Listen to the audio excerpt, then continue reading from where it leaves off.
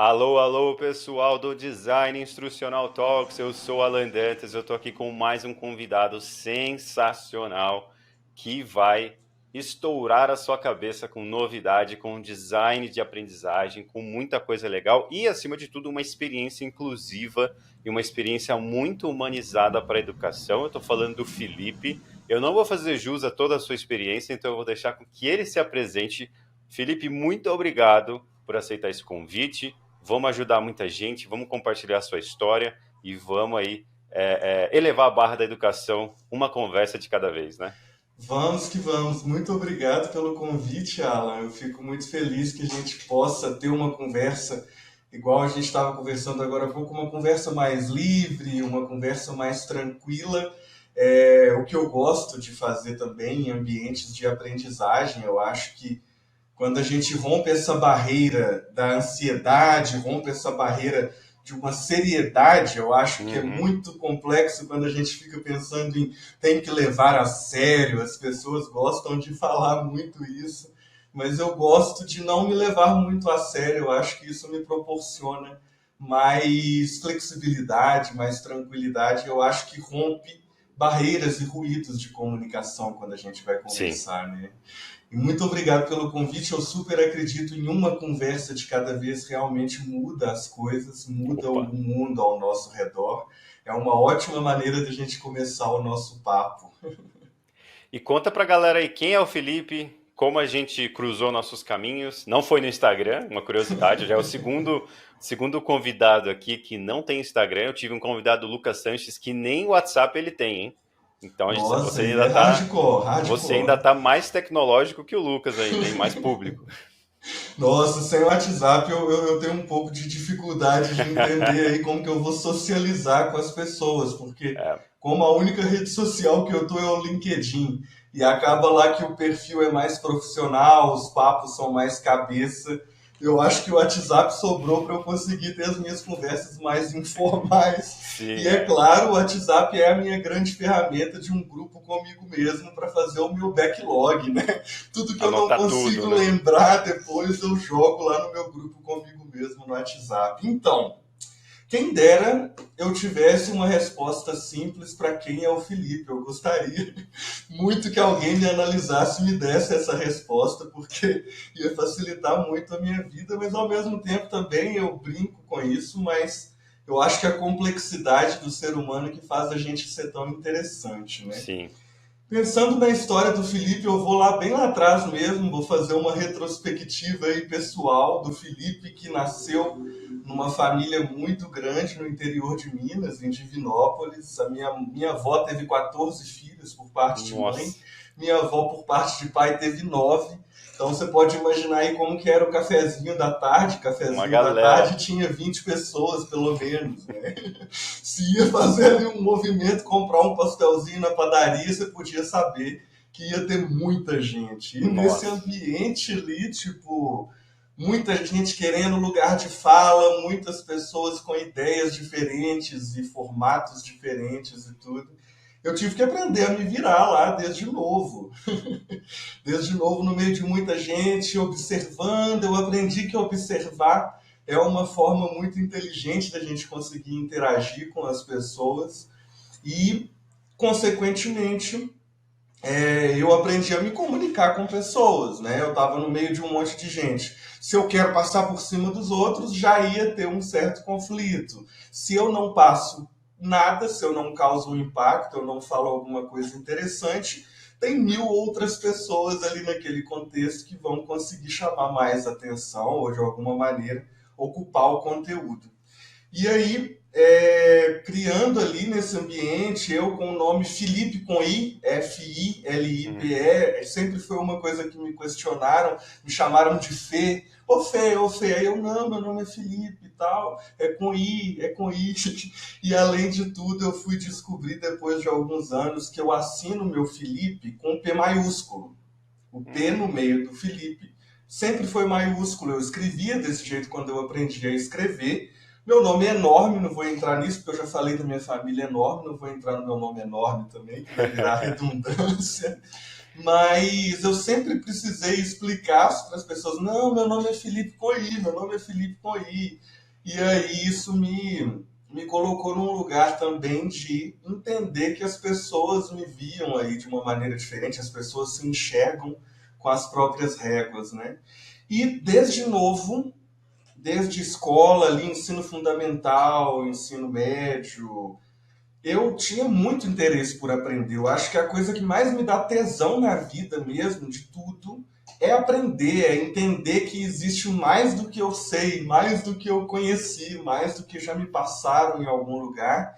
E em sala de aula eu nunca entendia, sinceramente, do fundo do coração eu não entendia por que, que as outras pessoas que estavam lá sentadinhas do meu lado, naquela fila indiana, né, sala de aula clássica, cadeira uma atrás da outra, professor lá Industrial, né? na frente, modelo industrial, mas mesmo assim eu ainda não tinha uma compreensão de por que, que as outras pessoas não gostavam tanto assim de aprender, de ir para a aula, de estar lá, entender o que, que aquela pessoa lá na frente, bem mais velha que a gente, com muita experiência de vida, está compartilhando.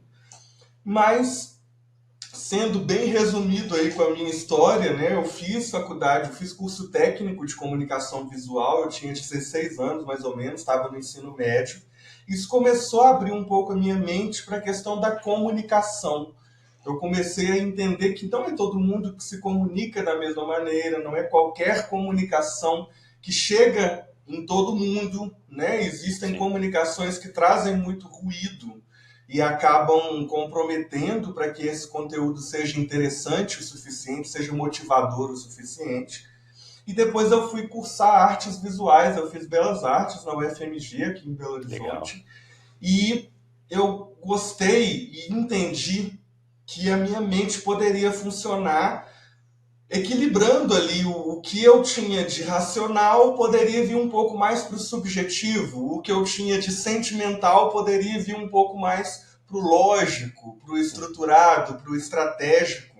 E eu gosto de seguir nessa maneira, eu gosto muito de ir fazendo aprendizagens complementares. E por isso eu escolhi, depois de ter passado por um curso extremamente técnico, trabalhei muito design gráfico na época, e eu fui para as artes justamente para isso. Eu imaginei, e felizmente eu estava certo na minha mentalidade, que ia abrir a minha mente para coisas, para pessoas, para ambientes, para assuntos que eu nunca tinha ouvido falar. Em uma família tradicional, em uma Sim. família de um ambiente conservador e tudo, uma escola tradicional, eu estudei em algumas escolas de origem religiosa, origem rígida, Uhum. então abriu bastante a minha mente para o diferente. E durante a faculdade, logo após a faculdade de artes, eu fiquei 7 anos e meio na faculdade, aproveitei cada minuto que eu podia dentro da Massa. instituição, mas durante esse período eu não sosseguei, assim, eu não consegui ficar sentado na minha sala de aula de artes, por mais louca que seja, ateliê, jogar papel no teto para ver se cola, coisas assim que aconteciam na faculdade de artes, mesmo assim eu não sentia que aquilo era o suficiente. Então, Sim, fiz aula no direito, fiz aula na biológicas, fiz aula no teatro, tudo que eu pude nesse período eu aproveitei. E teve um professor meu na época, eu estava pensando se eu faria ou não um intercâmbio, e eu conversei com ele. Era a época de Ciências Sem Fronteiras, programa aí do governo na época Dilma, sim. e, nossa, essa oportunidade caiu no meu colo, mas eu não sabia exatamente se era o melhor momento para que isso acontecesse. Eu estava no meio do meu curso.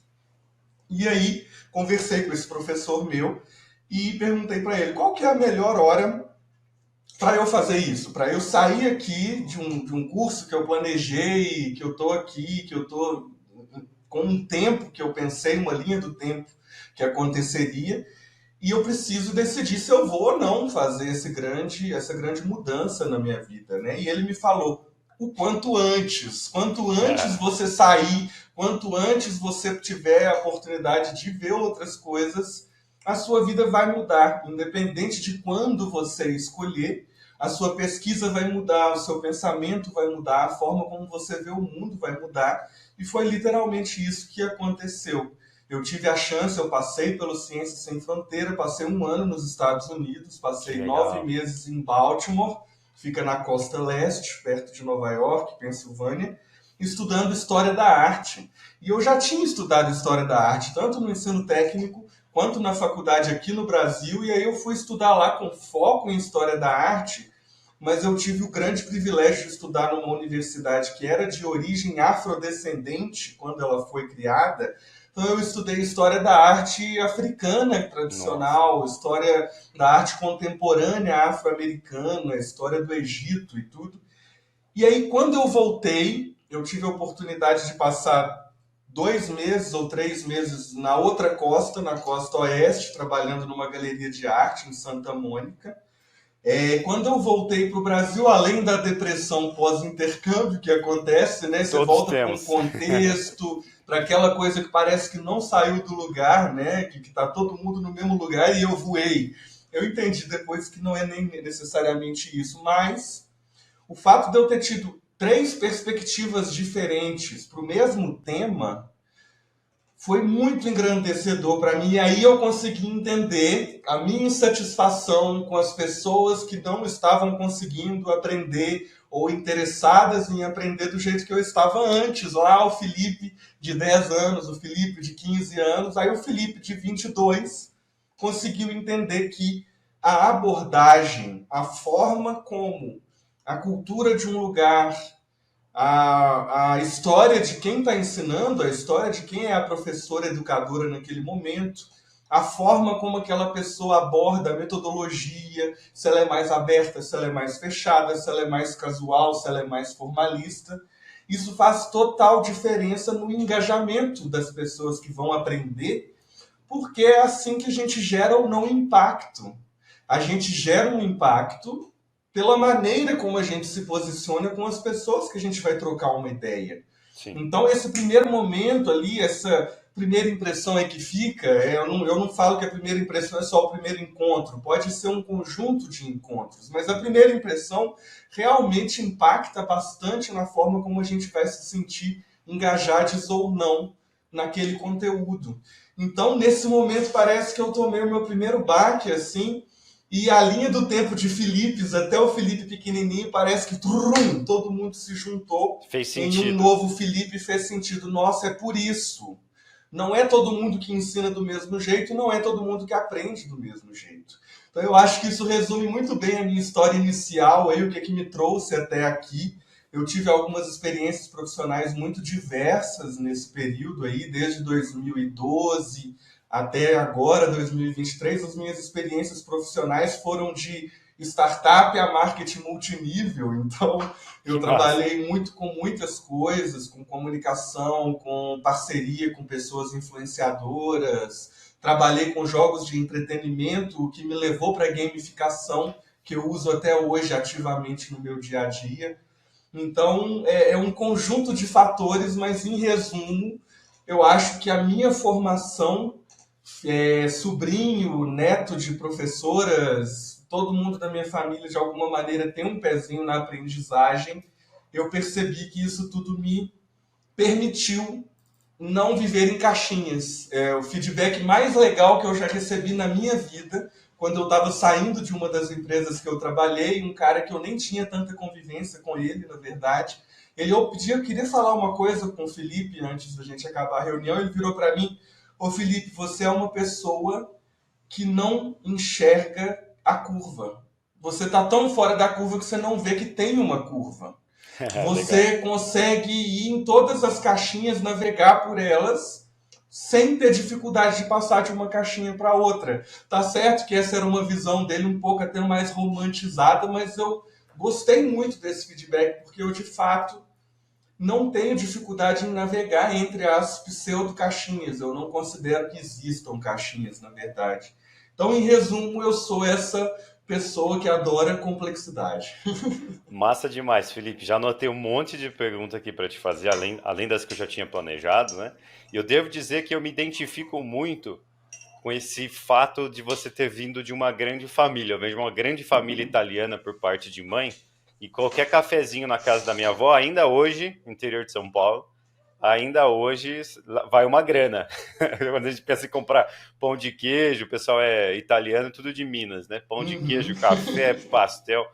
É muita gente. Uma coisa que eu sou muito grato por tudo isso, de ter, sei lá, 20 e poucos primos e um monte de tia, um monte de tio, é que é o que você falou. A gente aprende a ouvir, a gente começa a notar, ó, o primo teve a mesma criação que eu, mas ele tomou essa vertente na vida. As tias se comunicam de uma forma, os tios se comunicam de outra forma. E eu vejo que essa tendência dos casais modernos de terem menos ou até nenhum filho acaba afetando algumas coisas, né? Eu tenho colegas, por exemplo, colegas, amigos e tal, que são filhos únicos, por exemplo, ou de famílias mais nucleares, assim, menores, e certas habilidades e certas tendências que eu considero talvez naturais ou até mais fáceis, para essas pessoas são mais difíceis, né? Então eu acho muito interessante. Talvez eles tenham outras habilidades que a gente não tenha, mas eu acho muito Uhum. interessante essa naturalidade, né, que a gente acaba tendo, ou de se tornar um super comunicador estilo Lobo de Wall Street, que eu tenho primos assim, ou no meu caso, né, e eu acho que o seu caso também, mais observadores, mais ali atentos e tal, e tipo, eu tenho essa tendência de ouvir bastante, e quando eu falo assim, brevemente, mas com algum impacto. Pelo menos eu tento ser assim, às vezes não, né? E a minha família acabou se ajustando a isso também, porque eu sempre fui o neto, o sobrinho, o filho mais quieto, né? Tenho Uhum. 4 irmãos, 3 irmãos, somos em 4, né? Então eu sempre tive essa tendência e isso me ajudou muito para a educação também, então eu acho muito interessante. Mas o que eu queria te perguntar com base, né, nessa questão familiar é, pessoas que não têm essa habilidade ou gostariam de desenvolver essa habilidade ou talvez não consigam enxergar o benefício dessa habilidade de conseguir ouvir para entender, não ouvir para responder. Qual que é o benefício disso? Não só para a educação, que para a educação eu acho que é essencial, mas qual que é o benefício disso para criar uma interação profissional ou para criar uma experiência para alguém, seja um aluno, um cliente, um mentorado, que seja, mais subjetiva, cara. Qual que é a relevância dessa habilidade de ouvir bem, como desenvolver, né? E quais os seus benefícios, na sua opinião? Ótimo, muito legal essa afinidade que a gente tem. Realmente, quando a gente pensa em volume de pessoas, e se virar no meio dessa quantidade de pessoas, eu enxergo, além do observador, eu enxergo a gente como pessoas aglutinadoras. Eu acho que é uma habilidade da comunicação muito específica, que é entender uma ponta e a outra ponta por meio da nossa habilidade de observação, de contemplação, e Uhum, entender as dificuldades de comunicação entre essas duas pontas. Eu acho que, como observadores, a gente consegue entender uma visão de um lado, uma visão do outro, com certa profundidade, e aí sim tentar criar pontes, tentar aglutinar essas pessoas. Eu me vejo fazendo isso na minha carreira, no meu trabalho, mesmo quando não tinha a ver com aprendizagem, mas especificamente falando de aprendizagem, tem um grande amigo meu, Maurício, ele é um ludólogo que trabalhou 30 anos estudando jogos ao redor do mundo afora e tal. Tenho o grande prazer de chamar ele de meu amigo e a gente já foi sócio durante 8 anos. que legal. Ele e eu formamos uma consultoria há alguns anos atrás, a gente trabalhou com isso durante 8 anos, e o nosso objetivo sempre foi chegar no meio do caminho. Cientes de que o meio do caminho nem sempre é 50-50. Tem vezes que alguns grupos têm uma dificuldade um pouco maior de abrir mão de algumas coisas, então Sim, tem determinados grupos que vão andar 30 e outros 70, mas de alguma maneira a gente consegue colocar essas pessoas para dialogarem, para resolverem entre si situações que, obviamente, ali elas não conseguem enxergar por estarem dentro do seu ambiente, né? Do seu costume, da sua cultura. E quando você fala em comunicação em escuta ativa, eu gosto muito desse termo, tem gente que chama de escutativa, como se fosse uma palavra só. Eu conheci como escuta ativa, que é um dos princípios da comunicação não violenta, tá aí junto com a empatia no sim, processo de comunicação não violenta, que é você, enquanto está escutando, lidar com a sua própria dificuldade de já não começar a pensar na resposta, de já não voltar, nossa, eu tenho uma experiência parecida lá de 1996, e aí enquanto você está falando 2 minutos, eu só consigo pensar na minha experiência lá de sim. 96, e aí quando eu vou te responder, fica vazio. Parece que eu não estava prestando atenção no que você está falando. Como ser humano, como uma pessoa que vive o design thinking, eu sei que virou uma mania falar viver o design thinking, mas eu de fato vivo o design thinking na minha vida, tipo, de entender que as pessoas estão no centro de tudo. Não tem como existir uma experiência se não existem pessoas. Eu acredito que, para além do profissional, para o pessoal mesmo, para o nosso dia a dia, a habilidade da escutativa é uma das mais importantes, ela é essencial para que a gente consiga viver em comunidade, em sociedade. Mas quando a gente fala em trabalho, em experiências educacionais, em experiências com foco em proporcionar algo para um grupo de pessoas, ela se torna mais importante ainda, porque é muito fácil se prender a um roteiro, é muito fácil se prender a um método. Mas esse método, esse roteiro, muitas vezes a gente vai chegar em uma situação, falando também de um caso meu com o Maurício, a gente foi parar no interiorzão de Minas, num lugar que mal aconteciam eventos, aconteciam coisas assim, para dar uma aula de inovação usando jogos. Legal. Então a gente estava falando, era com dono de posto de gasolina, com dona de floricultura, com pessoas que estavam tentando trazer turismo para a cidade. Se a gente chegasse lá falando de mindset de crescimento, chegasse lá falando de inovação corporativa 4.0, o que as pessoas iam ganhar com isso? Nada. Ranço da gente, ou então iam ficar pensando, nossa, eu tenho que ir para Wall Street com o meu posto de gasolina, tenho que ir para Nova York para poder mudar minha metodologia. Não, a comunicação precisa se adaptar ao grupo que está conversando, ao grupo que está trocando. E se eu não tivesse ali naquele momento um processo de escutativa ou de empatia que começou antes mesmo da aula, antes mesmo do que foi considerado aula, aquele conteúdo ia ter metade do impacto ou muito menos do que isso do que poderia ter. Então isso é uma coisa que eu acho importantíssima para quem está querendo se comunicar melhor, criar experiências melhores, é levar em consideração para quem que é essa experiência, não é para mim. Não é porque eu tenho um problema de transporte público que o Uber resolve que eu acho que o Uber é para todo mundo. Não é para todo mundo, pode ser para mim, mas não necessariamente é para uma outra pessoa que tem uma rotina diferente da minha. Então eu acho essencial como pessoa e mais ainda como profissional você ter uma escuta e identificar para quem você está falando, com quem você está conversando e o que você também pode aprender com aquelas pessoas, né? Sem dúvida, muito legal. Eu acho que o que me ajuda muito a pensar nesse tipo de comunicação, raporte e tudo mais, é o objetivo daquela comunicação, né? Esses dias eu estava gravando, por exemplo, uma pós na Descomplica, e ao planejar a ementa, ao planejar tudo, com todas as informações ali daquele curso, até a forma com que eu me apresentava, né? Porque eu conhecia ali mais ou menos as informações demográficas, eu via que não tinha gente de grana ali, né? Então, assim, não apresentar o contexto corporativo como algo garantido, né? Então não é, não, é assim mesmo, funciona assim, não. Comecei do iniciozinho e fui apresentando do porquê as coisas foram chegando até aquele nível e porque as coisas estão daquele jeito atualmente e como elas poderiam se ajustar caso elas quisessem. E o feedback foi sensacional, né? Então eu acho que tem muito a ver com tudo isso que você apresentou, mas essa origem também de ter visto, acho que pelo menos 6 tipos, né, de comunicadores e de pessoas desde a infância, desde o começo. Então eu pude escolher e navegar, igual você falou, as caixinhas, né? Só que as caixinhas dos tipos de comunicação desde muito cedo. Então isso é muito legal, né? Com E certeza. eu queria te perguntar, cara, do intercâmbio, né? Que tem aquela coisa.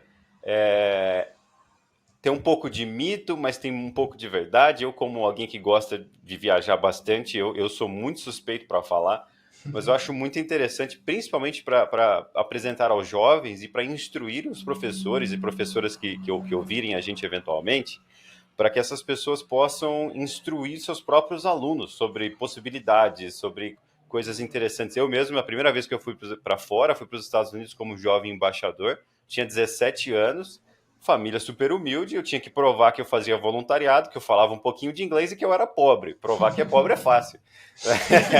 O Né? resto, né?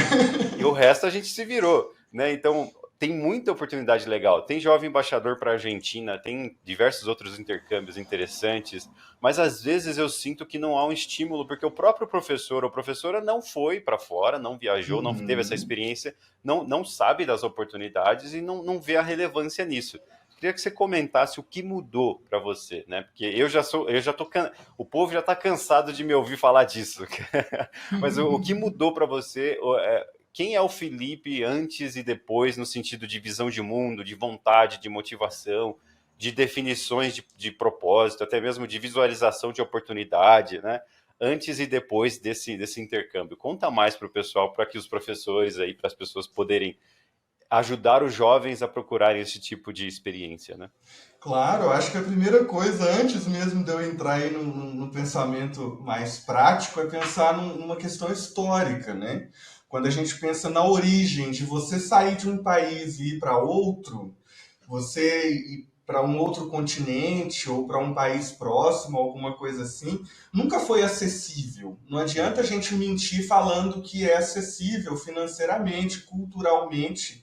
É difícil mesmo, é um grande desafio você conseguir sair de uma cultura estabelecida, de uma vida financeira estabelecida, de um lugar que você nasceu, faz parte, entende, Uhum. compreende de alguma maneira, e mesmo as partes que você não gosta, você já está acostumado com essas partes, né? Então, por esse princípio da cultura é muito difícil, e por uma questão financeira também é um grande desafio. Não é de hoje que existem programas, por exemplo, o Brasil aí no século passado já existiam programas que levavam artistas de navio para a Europa para poder estudar com grandes artistas europeus e tudo, mas era 1% da população que ia conseguir fazer uma coisa dessas, né? É. Quando a gente pensa em pessoas migrando da Europa para o Brasil no período ali pós-colonialismo, era mais difícil ainda a gente fazer um deslocamento, ficar meses, não ter certeza que a gente vai chegar. Então, quando a gente pensa nessas questões históricas, é claro que vai estar enraizado no nosso pensamento, na nossa sociedade, que é impossível, que é muito Sim. difícil, que eu nunca vou conseguir. Eu nasci no interior, estou aqui nessa cidadezinha pacata, 10 mil habitantes, 20 mil habitantes, 200 mil habitantes, ainda é pequeno. Sim. Qual que é a perspectiva que eu tenho de estar em um lugar do outro lado do mundo? Então é muito importante, primeiro, a gente lidar com isso. Uma reconstrução do pensamento de crescimento mesmo, de eu posso, eu consigo. Eu acho que a grande parte das pessoas educadoras que nunca tiveram a oportunidade de sair do Brasil, de ter um convívio com outras culturas, nem mesmo aqui na América do Sul, é impressionante o tanto de gente que não conhece nada sobre a América do Sul É. e está aqui do lado. Nós somos vizinhos, nós somos supostamente uma grande família, né? E essas pessoas não têm um repertório para poder convencer e falar para outras pessoas. Eu tive um grande privilégio de um professor meu que tinha acabado de voltar de uma experiência no exterior falar para mim: vai o quanto antes, vai Uhum. agora, vai amanhã, se você puder. Mas nem sempre as pessoas têm contato com essa possibilidade. Então, eu acho importante lembrar que superar essa barreira é difícil. Acreditar que é possível é difícil.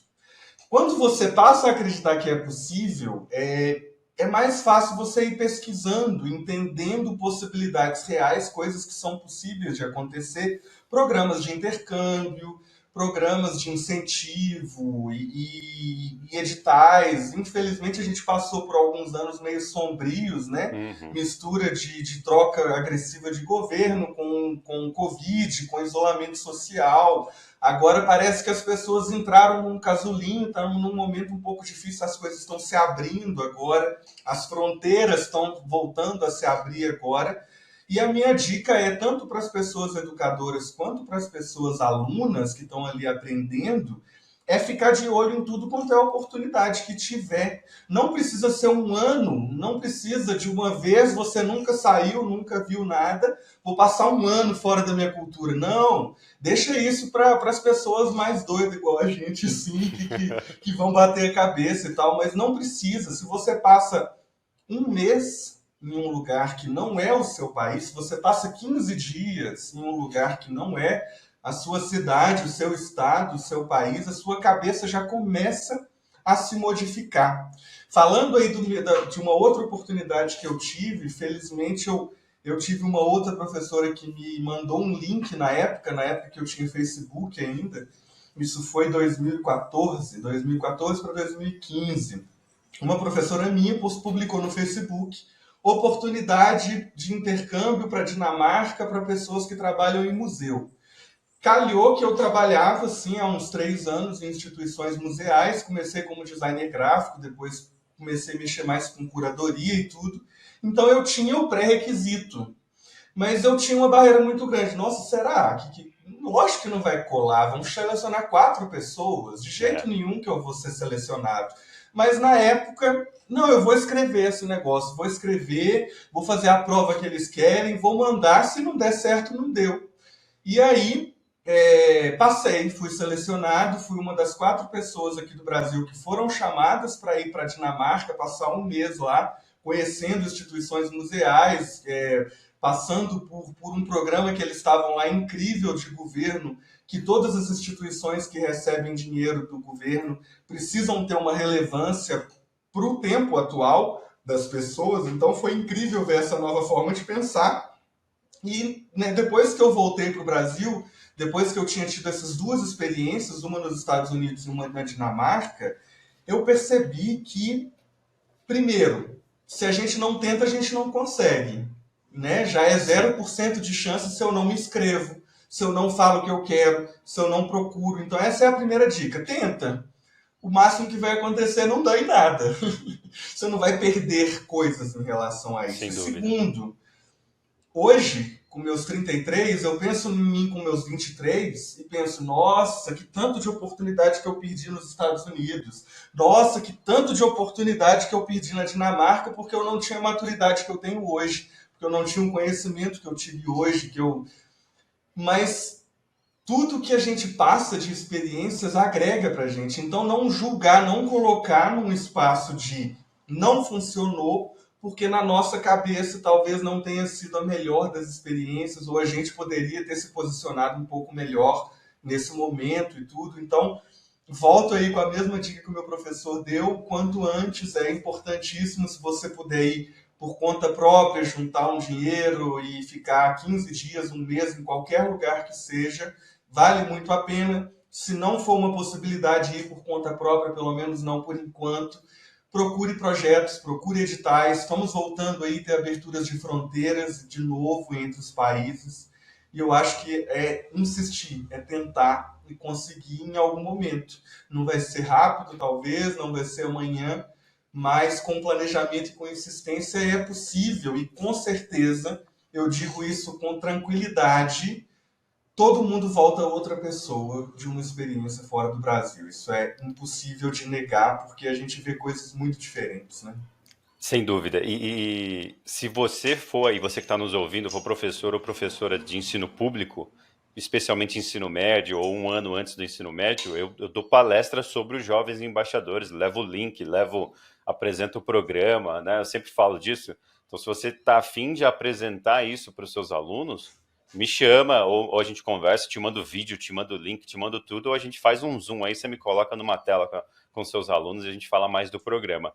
Mas, Felipe, eu queria que você contasse. Você falou, eu com 33, fico imaginando as oportunidades que eu poderia ter abraçado aos 23, estando fora do país. Mas essa estadia fora do país fez com que você, aos 33, tivesse essa maturidade, né? Então, por isso que você consegue enxergar agora.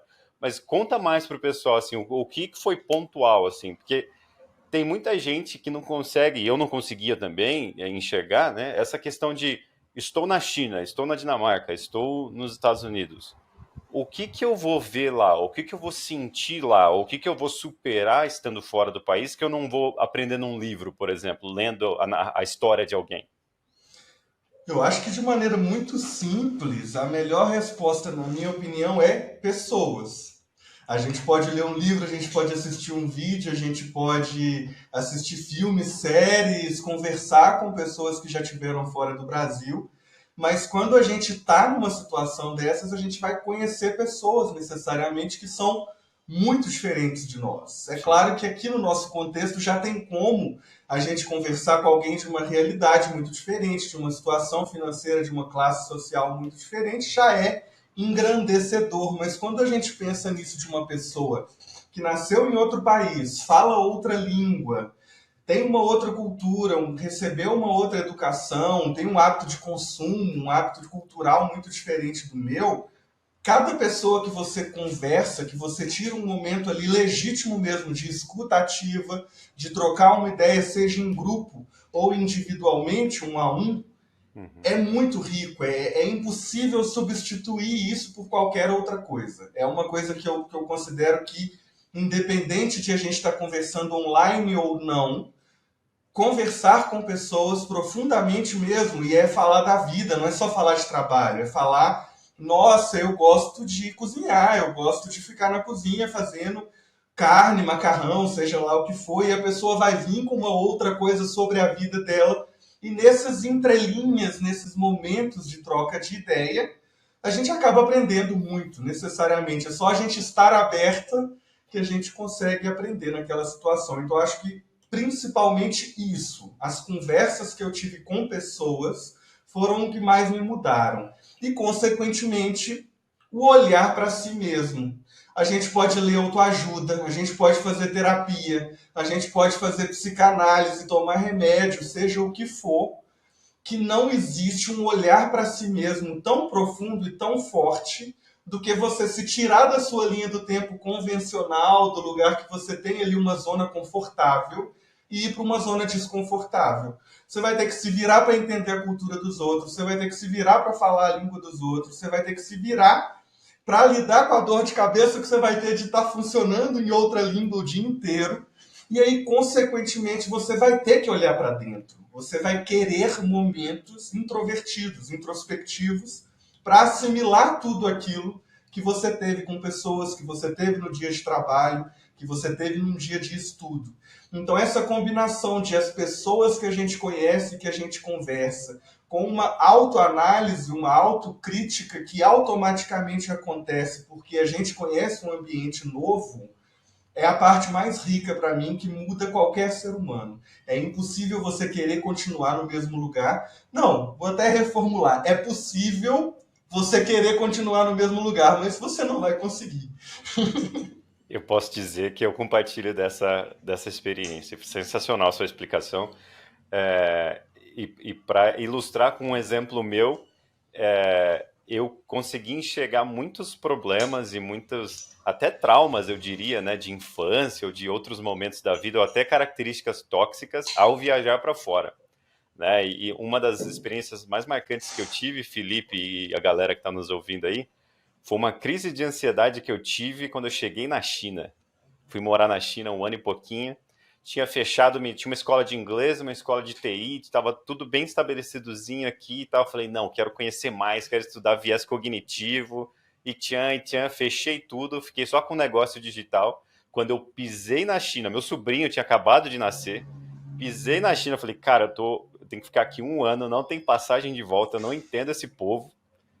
Me deu uma crise de ansiedade, escureceu tudo, cara. Escureceu tudo. Mas quando eu voltei disso e eu consegui assimilar, igual você disse, processar todos esses sentimentos, me observar nessa situação, foi uma coisa assim de, sei lá, 30 anos de terapia para mim, equivalente a 30 anos de terapia. Foi muito bom. Sim, é muito louco isso. Falando em terapia, eu lembro de uma coisa que a minha terapeuta, na época, antes de eu ir para os Estados Unidos, eu fazia terapia. E eu estava conversando muito com ela, porque foi um período de extremas mudanças na minha vida. Eu fiz uma cirurgia muito séria na época, muitas coisas mudaram antes de eu fazer esse intercâmbio. Uhum. E aí eu conversei com ela, que também já tinha tido a oportunidade de morar fora, e ela falou: quando você está fora do Brasil, convivendo com pessoas, durante uma semana, é uma coisa, você é visita, você É. está ali, você não entende exatamente o que é de uma pessoa e o que é da cultura. Quando você passa um mês, você começa a entender que nem tudo aquele indivíduo que você conheceu repercute o que a cultura é, o que a cultura simboliza. A gente começa a entender que aquela pessoa que a gente convive é uma manifestação daquela cultura, não é ela como um todo. Sim. Quando você fica 3 meses num lugar ou mais do que isso, você começa a entender o que dessa cultura funciona para mim e o que não funciona para mim. O que dos meus hábitos funcionam para essa cultura e o que dos meus hábitos não funcionam para essa cultura. E isso é muito louco se a gente para pensar nisso. Antes, é lógico que vai vir crise de ansiedade, né? Tipo, putz, eu vou ter que me adaptar a isso tudo, que eu nem me Sim. imagino como que eu ia fazer vivendo na China. Ia ser uma loucura isso. Ah, você ia gostar, cara. Eu tô doido pra voltar. Ah, legal, legal, gosto de E saber. você falou de caixinhas, cara. E eu adoro esse tema, assim. Eu tive um episódio com o Diego Rosales, da Zup. Não sei se você tem ele no LinkedIn. Ele é bem ativo na tecnologia também. E a gente falou de caixinhas, cara. E eu, assim, todas as pessoas que estiveram nesse podcast, eu acho que com pouquíssimas exceções, eu diria que eu acho que quase nenhuma exceção, não estão em caixinhas. Ou criaram suas próprias caixinhas. E eu posso me incluir nisso também.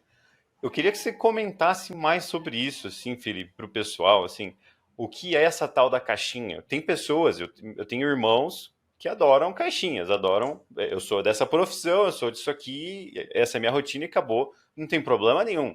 Eu adoraria ter uma caixinha, para tipo, minha vida ser bem mais fácil e eu ia ter que processar muito menos informações diariamente. Mas infelizmente não tem caixinha, então eu tenho que sair criando caixinha porque eu gosto de muita coisa, gosto de aprender muita coisa. Meus vizinhos aqui do condomínio já me acham doido porque eu tô passeando com um gato na coleira ou falando em chinês. Então imagina, o gato na coleira, cara, falando em chinês. Então assim, E o pessoal tava querendo saber se você tá falando com o gato ainda, né? Em exato, e chinês. o pessoal tava esperando o gato responder. Mas enfim, eu não sei o que é caixinha desde o dia um nesse planeta, cara. E eu adoro isso, acho muito legal, muito bacana. Às vezes tem seus desafios, principalmente quando se diz respeito a criar comunidades, a pertencer a comunidades. Então eu me sinto uma fração de pertencente em pequenas comunidades de formas fracionadas, sabe? Não Uhum. necessariamente sou dessa comunidade boa. E tem gente que não consegue entender isso. E eu acho um problema relativamente grave uma pessoa que está educando novos jovens, educando jovens profissionais e não consegue entender esse conceito de não necessariamente ter caixinhas, porque eles ficam impondo caixinhas. E aí isso gera viés cognitivo, né? Então, por exemplo, eu fiz formações de professores, por exemplo, onde o professor falava abertamente: não, eu estou dando nota inferior para essa pessoa porque ela acha que ela é melhor que todo mundo, ela quer não sei o quê, e ela não se encaixa, ela não quer pertencer ao grupo. Aí a gente entra todo nesse trabalho, né? Mas você Uhum. já parou para pensar que talvez essa pessoa não consiga se adaptar às caixinhas que você está estabelecendo ali? Vamos tentar expandir, vamos tentar entender, vamos perguntar mais para essa pessoa o que ela Sim. está afim. E aí descobre-se que a pessoa gosta de Star Trek, quer falar de, sei lá, de psicodélicos, ou quer falar de desenho animado, ou fazer crítica social. Talvez todos os assuntos que essa pessoa goste não sejam adequados para o ambiente educacional, mas alguns a gente consegue, ou simplesmente demonstrar um mínimo de raporte ali e falar: eu te entendo, eu te compreendo, mas nesse momento é isso aqui que está rolando, né? Uhum. E conta mais pro pessoal, cara, qual que é a sua experiência com caixinhas? Como você foi descobrindo as suas, ou definindo ou redefinindo as suas, e como professores e professoras podem ajudar seus alunos a se descobrirem melhor? Claro, eu acho muito legal essa ideia desde o dia zero também. Eu nunca me pertenci em uma caixinha. Eu acho muito interessante. Tem uma frase que me incomoda muito, sempre me incomodou. Tem uma frase que muita gente fala e que eu acho que é a síntese do que eu não acredito, que é prego que se destaca leva marretada ou Hum, leva martelada. Não sei se você já ouviu, provavelmente em já algum ouvi contexto. bastante. E eu arrepio de gastura, assim, de achar horrível essa frase, porque ela está basicamente resumindo ali o conceito do patriarcado capitalista de origem conservadora, falando, ou fique na sua caixinha que você não vai levar martelada, que você nunca vai Ah, precisar passar por uma situação desconfortável, que você nunca vai ter que ser colocado no seu lugar. Existe uma questão de grupos sociais bem estabelecidos querendo que cada pessoa fique no seu lugar. E a partir do momento que você não se enxerga em nenhum desses lugares, ou você se enxerga em múltiplos lugares, você se torna estranho, você se torna uma ameaça, quase como uma célula cancerígena num Legal. corpo que já está funcionando. Ah, não, meu corpo aqui já funciona, a cabeça é em cima, o pé é embaixo, homem manda, mulher obedece, a maioria manda, os grupos minorizados que aceitem. Quando a gente entende que no maternal, no ensino fundamental, no ensino médio, na faculdade, no trabalho, o tempo inteiro, o sistema grande, a forma como o mundo funciona de maneira sistêmica, quer colocar a gente, manter a gente numa caixinha e ainda por cima calado, fica quieto aí para você não sofrer e não me atrapalhar, dá uma quase dor de cabeça, assim, tipo, Ah, eu tive vertigem quando eu comecei a tomar ciência disso, quase como se eu estivesse caindo de um precipício. No meu intercâmbio para os Estados Unidos, isso foi muito forte, porque lá os estereótipos são muito fortes. sim. As pessoas vivem em caixinhas de maneira assumida e confortável, e é um valor para a pessoa É. norte-americana ocupar esse lugar.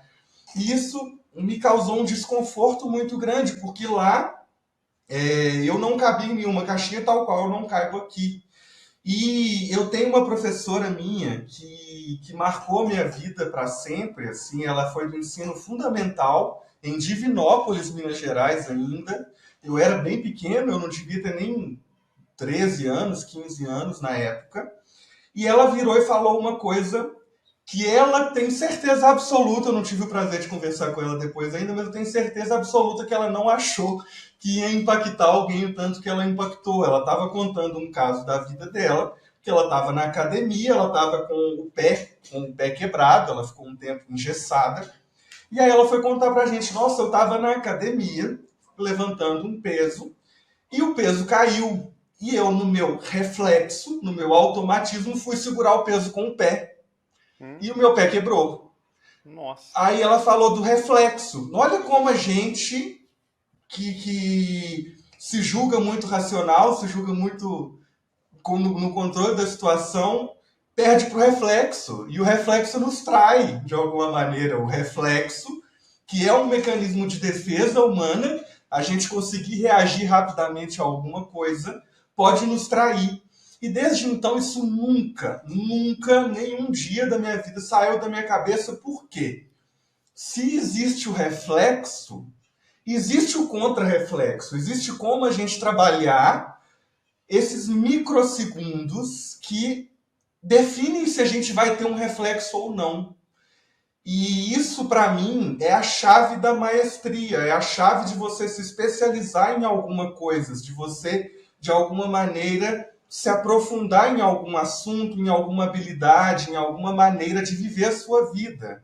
É você, de alguma maneira, ultrapassar a barreira do mero reflexo, que você pode não ter autoconhecimento nenhum, você pode ser a pessoa tradicional, clássica da caixinha, que você tem reflexo.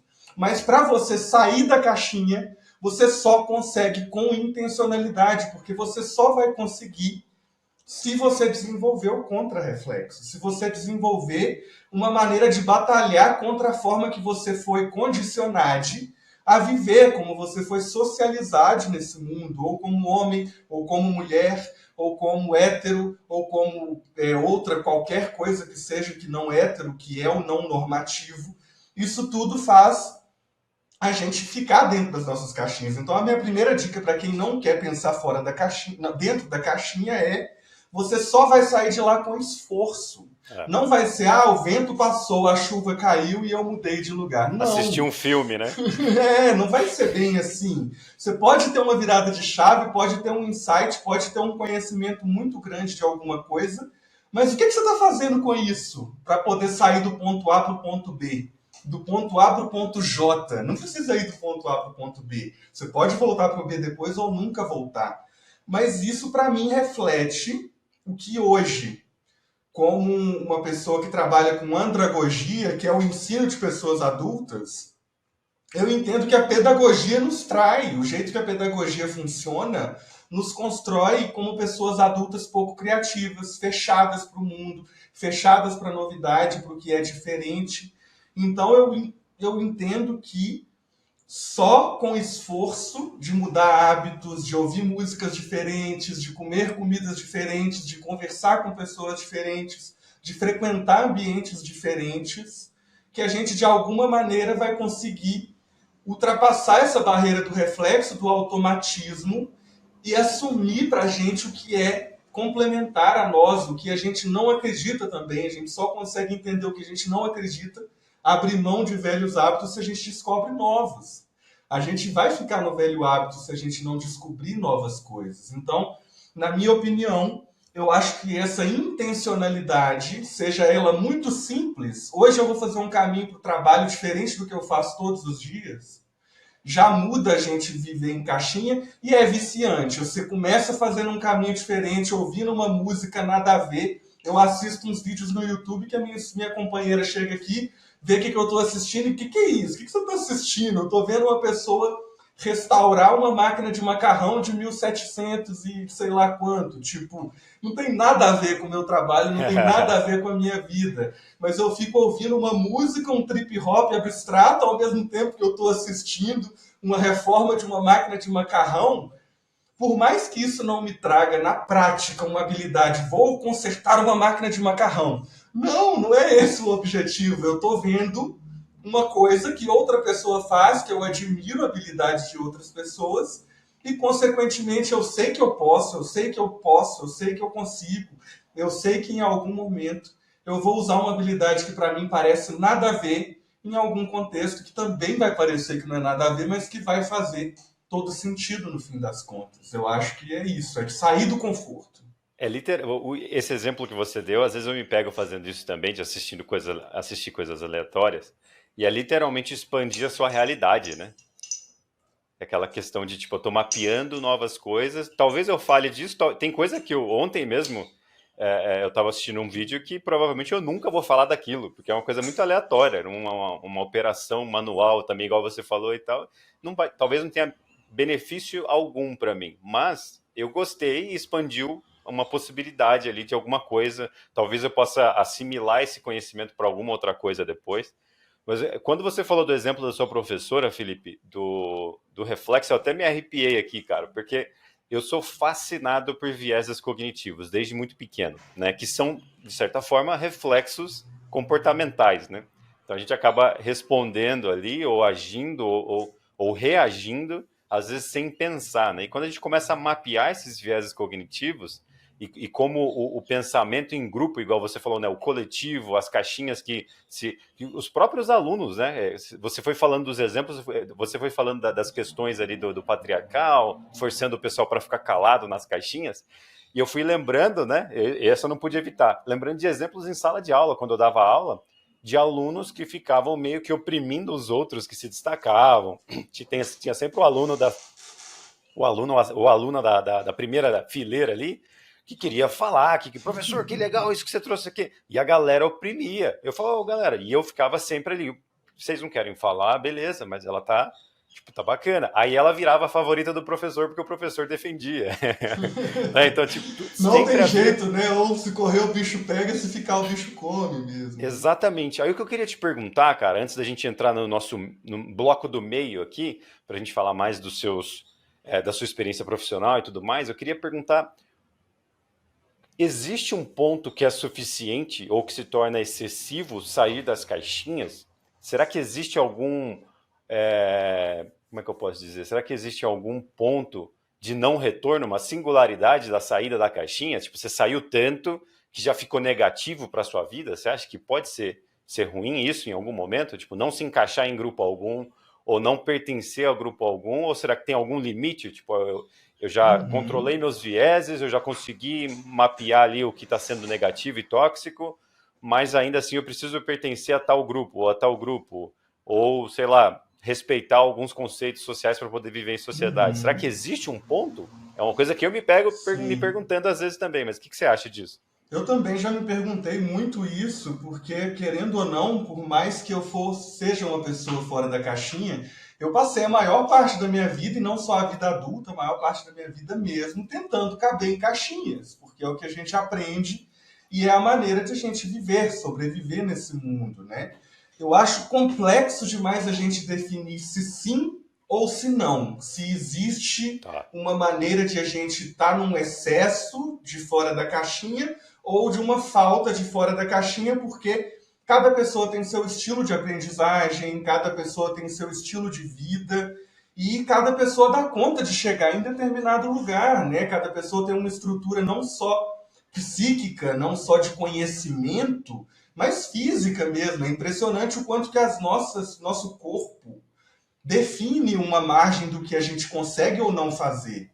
Isso a gente fala aí de capacitismo, de etarismo, de machismo mesmo, são coisas que, de alguma maneira, colocaram determinados grupos sociais, que a gente pode chamar hoje de grupos minorizados, em caixinhas oprimidas, em caixinhas que essa pessoa não tem nem o direito de sair e, consequentemente, depois de um tempo, vai achar que ela não tem nem a capacidade de sair de lá.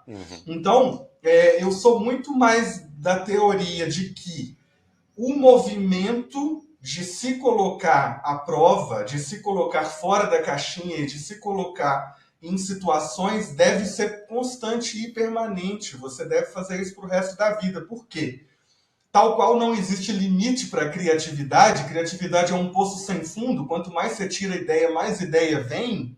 Eu não acho que existe limite para a desconstrução, porque a gente é colocado em várias caixinhas e colocado ali numa construção muito rígida, independente se a nossa família é rígida ou não, se a sociedade da qual a gente faz parte é rígida ou não, a vida nos ensina a baixar a cabeça, a tomar porrada e a baixar a cabeça e a caber.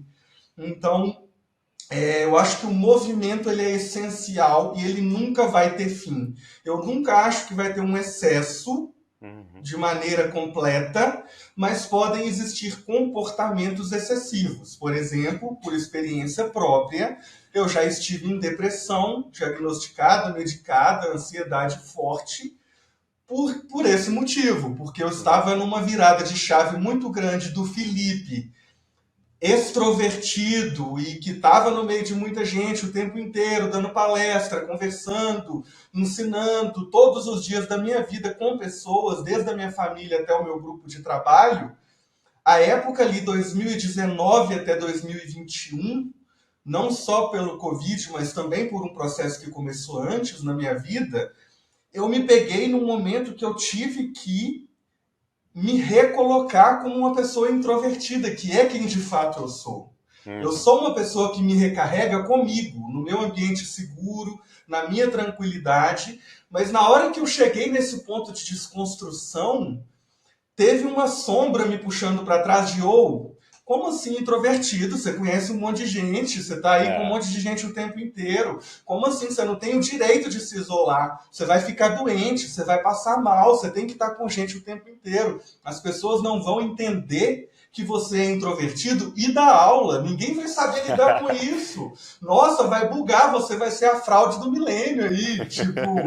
Então existe uma autossabotagem muito forte quando a gente começa a alçar voo. Quando a nossa asa fica forte, quando a gente começa a ver por outra perspectiva, ver de cima, de alguma maneira, ou ver do lado que você não está acostumado a olhar, a autossabotagem é forte. Você começa a pensar que você está atingindo o limite. A partir daqui eu estou pulando no precipício, mas não é verdade. O limite é muito maior do que o que a gente imagina e todo mundo que está assistindo aí pode ficar tranquilo que o limite é muito maior do que o que a gente vai dar conta de superar em uma vida só. Então, eu não acho que tem um limite. Eu acho que existe um caminho e uma necessidade muito grande de continuar tentando chegar lá. Mas, para mim, não existe. Você não se separa da sociedade em momento nenhum. Mas você pode ter comportamentos que não são saudáveis, principalmente para você. Comportamentos de isolamento, comportamento de autossabotagem, comportamento de se colocar num lugar ou que eu sou foda demais para os outros ou que eu sou foda de menos para qualquer pessoa. Então isso eu acho que começa a ficar ruim. Começa a te levar para um lugar que você se fecha, que você se perde. Mas o limite de se desconstruir para mim não existe. Show de bola, adorei a resposta. Muito bom, vai ajudar muita gente, com certeza. Vamos agora, antes da gente entrar para o último bloco das perguntas, né? Vamos falar mais dos seus serviços, né? Eu queria fazer um. A gente sempre tenta fazer o jabá aqui no meio para pegar a galera motivada, ainda mais depois dessa resposta sensacional. A galera já está procurando o seu WhatsApp já para te chamar, né? Então conta mais aí, o que que você está fazendo, Felipe? Como é que o pessoal pode te encontrar, né? Você já falou que é no LinkedIn, os links vão estar todos abaixo aí nas descrições, nas plataformas, né? Mas o que que você oferece? Que tipo de serviço você tem feito? A gente vai falar mais depois da sua atuação educacional, né? Eu acho que da sua pós-graduação também, sua experiência com games vai ser bem interessante para o pessoal que está interessado em gamificação. Mas agora conta mais aí dos seus serviços, mentorias, consultorias e tudo mais e como o pessoal pode te encontrar. Claro, claro, é sempre um prazer falar disso, né? Quando a gente vai falar do nosso filho, ele é o mais bonito. Não tem jeito. Mas, atualmente, esse ano especificamente, eu passei por um processo nos últimos 5 anos. Não coincidentemente, há 5 anos atrás, eu me casei com a minha companheira. E aí eu comecei um processo de desconstrução muito grande. E esse ano, 2023, no finalzinho de 2022, eu decidi: vou saltar do meu precipício, vou largar projetos que eu estou aí há muito tempo com eles, de consultoria, projetos de trabalho com outras coisas que não são aprendizagem, e vou me dedicar 100%. Se fosse possível dedicar mais do que 100%, eu me dedicaria à aprendizagem. E quando eu parei para pensar nisso, e aí, já que eu vou me dedicar 100% à aprendizagem, quais são as abordagens que eu posso ter? Além de professor e tutor, que é a minha profissão atual, que eu falo para as pessoas, né? A gente, nesse mundo moderno, que todo mundo tem várias profissões, a gente acaba escolhendo uma, que quando alguém pergunta o que a gente faz, a gente fala. Eu, pelo menos, precisei escolher. E eu falo que eu sou professor. Eu tenho muito orgulho, muita tranquilidade em falar que eu sou professor. Mas, atualmente, quando eu fui pensar na síntese da aprendizagem de alto impacto, eu comecei a conversar com muitas pessoas professoras. Eu tive a oportunidade de conversar com muitas pessoas professoras nesses últimos anos, desde 2015 principalmente, e eu percebo que é complexo uma pessoa sair ali do dia a dia dela, da formação dela como pessoa adulta, como pessoa educadora, como pessoa talvez tradicional ali no ambiente que ela foi formada, e trazer uma educação de alto impacto, porque a gente não é convidado no nosso dia a dia a olhar para dentro. E é nesse momento que eu estou agora. Eu enxergo que a minha principal habilidade que eu desenvolvi nos últimos anos foi uma educação de alto impacto.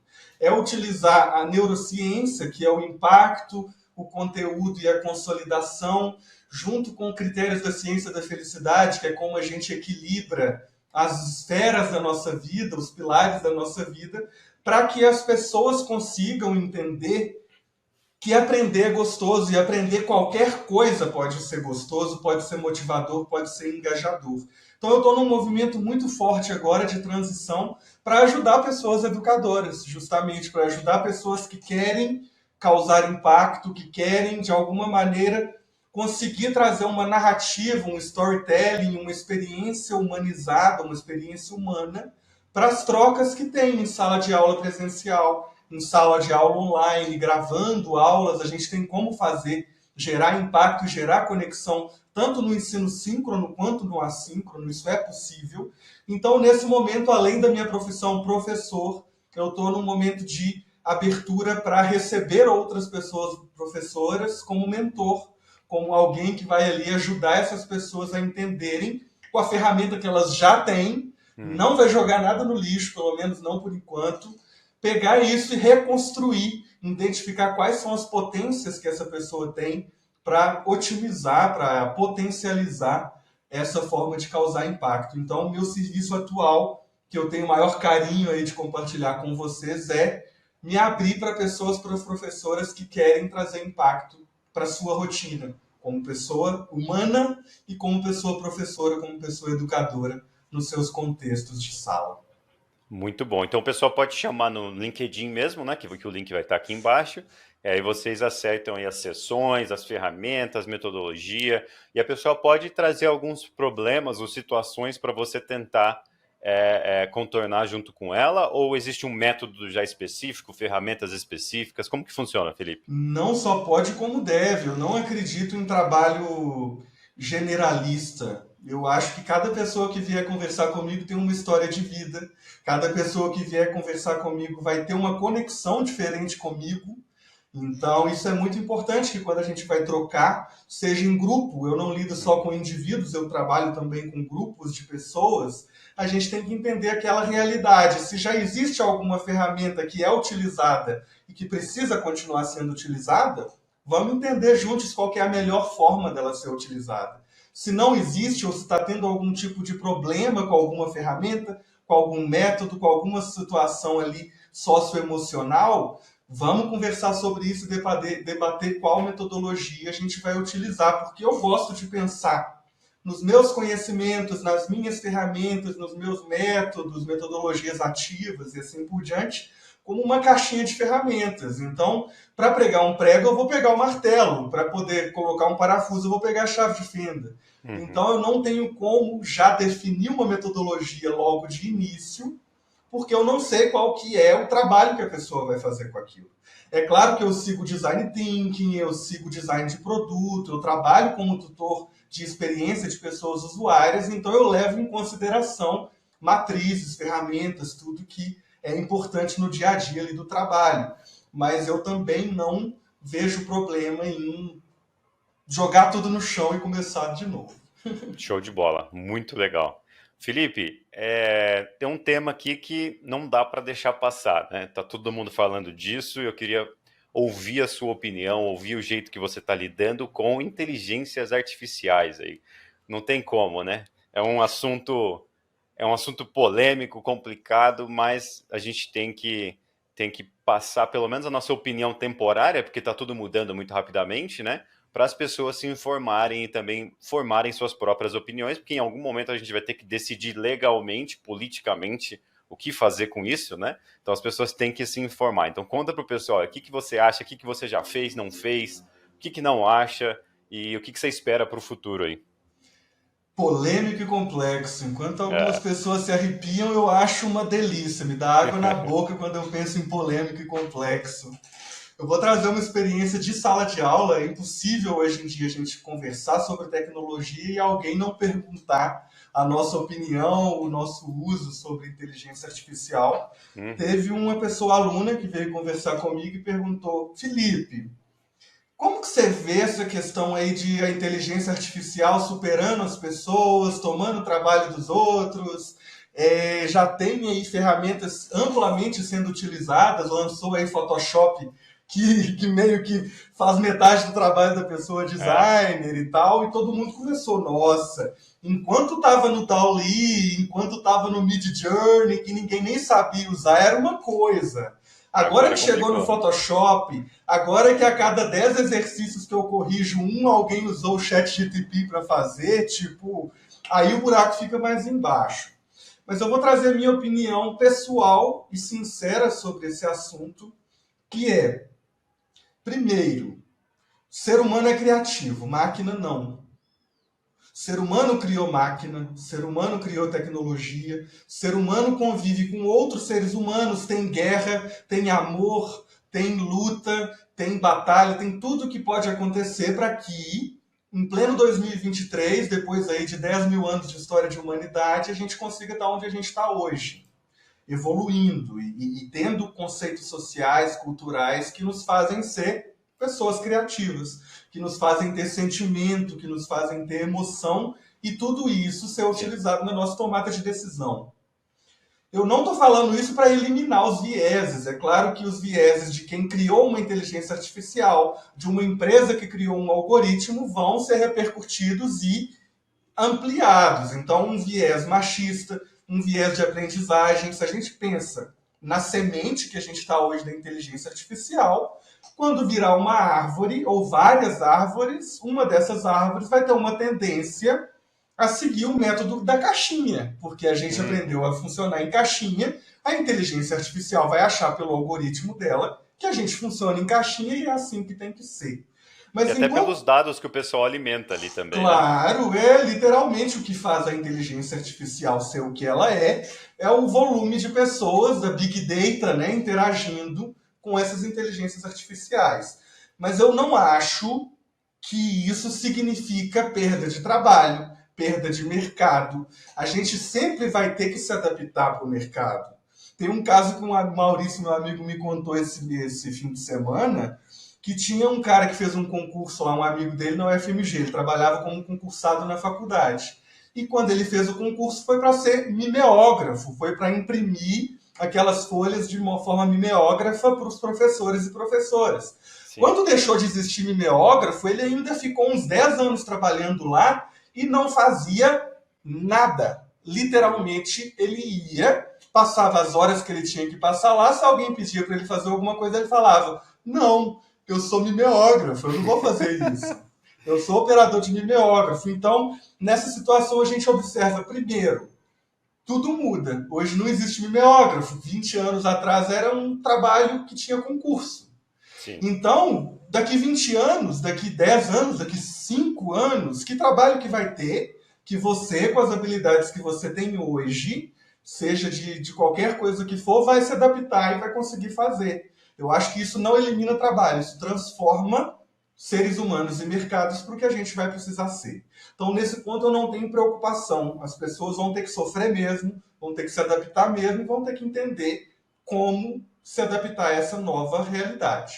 Mas o outro ponto, trazendo aí, gostei da palavra que você trouxe, para singularity, para uma singularidade no momento que a inteligência artificial não precisa mais de nós, que ela é criativa, é o apocalipse. Eu acho que não tem uma outra palavra a não ser apocalipse. Tipo, não vai ter necessidade do ser humano trabalhar e fazer as coisas, porque a inteligência artificial e as máquinas vão dar conta de fazer isso por conta própria. E aí tem um cenário otimista, que é, nossa, agora o ser humano vai poder descansar e ficar feliz pro resto da vida. Isso é um cenário Renda básica. otimista. É uma coisa utópica ali, um pós-apocalíptico utópico da singularidade. Mas tem o cenário pessimista, que é a máquina perceber que a gente não serve para ela mais, assim, tipo. E aí, Tá chegando nesse atrapalhando, né? ponto, eu não acho que a gente tem que preocupar com o que a gente está trabalhando, com que ferramenta que a gente está usando, porque quem vai definir isso para a gente a partir desse momento é a inteligência artificial. Mas eu acho que isso não vai acontecer no nosso tempo que a gente tem de vida, no tempo que os nossos potenciais filhos vão ter de vida. Eu não acho, sinceramente, que isso vai acontecer tão rápido. Eu acho que a gente ainda vai ter um século pela frente aí de debates de que empresa é dona da inteligência artificial, antes de a gente conseguir entender se a inteligência artificial vai estar participando desse debate ou não. Então, eu não me preocupo, Legal. sinceramente, com a perda de trabalho, porque a gente se adapta, mas eu me preocupo levemente com um cenário pós-apocalíptico em que a gente responde à inteligência artificial e não o contrário. Sensacional, Felipe. Tem um autor, eu esqueci o nome dele, ele é ex-diretor do Google. E ele fala: de alguma forma nós estaremos na praia, seja como atores secundários da sociedade recebendo uma renda passiva, uma renda básica, ou correndo da inteligência artificial se escondendo, né? De alguma forma a gente vai estar na praia numa ilha deserta. Sim, com certeza. E o ponto da singularidade que você trouxe, eu achei bem legal, esse pós-apocalíptico aí, o período, né? Pode ser utópico ou distópico. Mas uma coisa que me preocupa muito é a questão socioemocional da galera, né? A pandemia já afetou muita gente, o pessoal tá nos seus casulinhos, saindo devagarinho, aí do nada tem um chat GPT que, se você programá-lo corretamente, configura uma API, coloca um rosto ali no Synthesia, você tem uma namorada, uma assistente, um Jarvis, o que você quiser, e isso está Uhum. fazendo com que as pessoas, principalmente jovens, mas não exclusivamente jovens, se isolem cada vez mais, né? E eu acho que a gente só está no 1%, porque nem todo mundo sequer conhece o chat GPT a fundo, né? Então eu fico imaginando, quando isso chegar, né, para os jovens do interior de Minas, para os jovens aqui do interior, perto da região de Campinas, que realmente nunca nem viram isso, e quando isso se tornar parte da rotina dessas pessoas, a gente vai ter outros problemas, Que aí tem uma outra teoria que os novos empregos e as novas demandas profissionais vão estar nessa parte mais socioemocional, como lidar com esses jovens, como ter um Uhum. companheirismo, né? Vai ter uma pessoa que vai ser literalmente uma pessoa que vai ser paga mensalmente para conversar, para interagir, para ir na sua casa. Sim. Tem até professional huggers agora, né? Que é o pessoal que é pago para ir lá na casa da pessoa e É abraçar a até pessoa. professional cuddling, né? De ficar de É cuddling, conchinha. É. de ficar de conchinha. Então, assim, se eu contasse isso pro meu tataravô vindo da Itália num navio para poder plantar coisa aqui no Brasil, ele não ia acreditar que tem alguém que ganha para abraçar outra pessoa, porque ele estava num navio lotado de gente, né? As coisas estão mudando. Então, o que você falou é muito interessante do profissional mimeógrafo lá, né? Tá mudando. Como é que eu posso olhar? Como é que eu posso observar, né, esse contexto? Onde eu me encaixo nisso tudo? Né? Uhum. E aí que eu vejo o valor de serviços como o seu, cara. Porque você tá ali, literalmente aquele binóculo do submarino, né? Você tá ali olhando o mercado, tá ali gostando de fazer tudo isso. E a maioria das pessoas, para ser bem sincero, a galera não tá ali olhando, a galera tá vivendo suas vidas, resolvendo seus problemas, cuidando de seus filhos. E o mundo está mudando. Então, quando a gente pega um serviço igual o seu, pega uma assessoria, uma mentoria igual a da Vanessa, que a gente gravou um podcast esses dias também, uma coach profissional mesmo, né? A pessoa literalmente vai te trazer todo um recapitulamento ali do mundo, da economia, vai analisar você e vai falar, cara, é isso aqui que você precisa. Ó, professora, é isso aqui que você precisa. E é surpreendente, porque antigamente a gente conseguia se atualizar numa convenção anual. Né? Vinha a convenção anual, você ouvia todas Uhum. as novidades da sua indústria, E estou show nada de ia bola, mudar, né? Nesses 12 meses, nada nada ia mudaria. mudar. E agora está tudo mudando tanto, as coisas estão mudando, são tantas tecnologias, tem centenas de aplicações do próprio design thinking que você falou, das matrizes, das metodologias, tem muita coisa diferente acontecendo que a gente precisa, às vezes, sentar com alguém real, que não é o chat GPT, nem que seja por Zoom, trocar uma ideia, contar a sua história, contar seus problemas, contar o que está acontecendo, para ter essa visão externa, né? Para ter essa questão mais humanizada, mas não apenas humanizada, informada. Né? Uhum. Literalmente você vai estimular o seu autoconhecimento com a visão de alguém que está ali no mercado, está conhecendo centenas de pessoas, está trabalhando, está viajando. Né? Então eu acho muito importante, eu achei interessante trazer esse ponto antes da gente fazer as últimas perguntas, né? E relembrar o pessoal, chamem o Felipe, chamem a galera, porque esse contato humano vai acelerar anos, né? Se não décadas, no seu desenvolvimento profissional e às vezes desenvolvimento pessoal, emocional também. Uhum.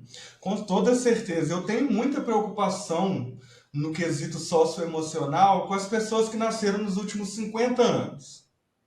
Vamos supor ali até chegando na minha mãe, na pessoa ali nas faixas etárias da minha mãe, para frente até as pessoas que começaram a nascer ali em 2015, 2020.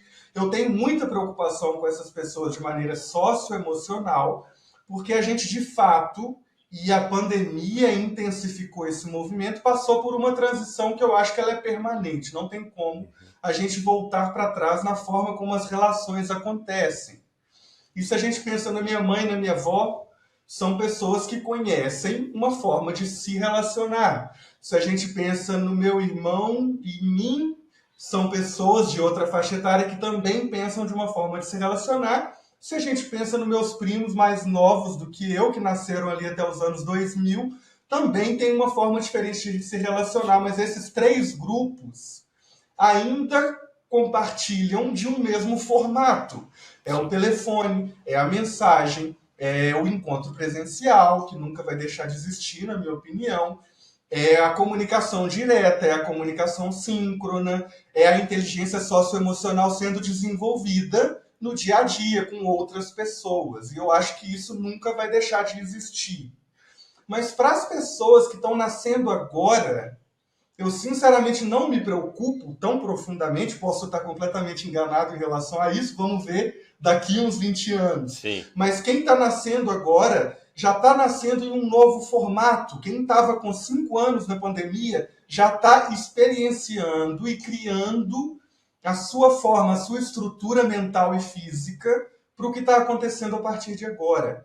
Então eu não me preocupo tanto porque essas pessoas já estão, não é nem que vão, essas pessoas já estão aprendendo a se comunicar e se relacionar de um jeito que a gente não aprendeu, que a gente está se virando agora, suando a camisa para conseguir se comunicar de maneira diferente.